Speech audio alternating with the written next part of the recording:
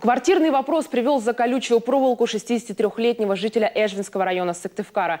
По мнению следствия, пенсионер в пылу ссоры несколько раз ударил ножом сожительницу.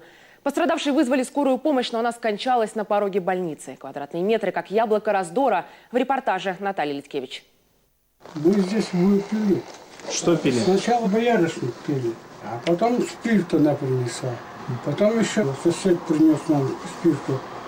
Вечер накануне Дня космонавтики начинался у пенсионера Николая и его 44-летней сожительницы, как обычно, застолье. Когда градус выпитого зашкалил, между ними вспыхнула очередная ссора. По словам хозяина жилища, его супруга была сурового нрава и не раз поднимала на него руку. В этот раз причиной разногласий стала жилплощадь. Женщина посчитала, что прожив с ним 10 лет, она получила все права на эту комнату малосемейки. Однако уступать квадратные метры мужчина не захотел и стал выгонять обнагревшую подругу. Та от слов перешла к делу. Она меня ударила. Чем? Я не знаю, чем она меня ударила. А куда нанесла удар? Угу. Я побежал за ней, она швабру схватила.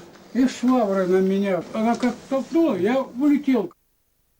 Выпив по стопочке, сожители снова продолжили ругаться. В какой-то момент Николай, по версии следствия, схватил со стола кухонный нож и несколько раз ударил обидчицу.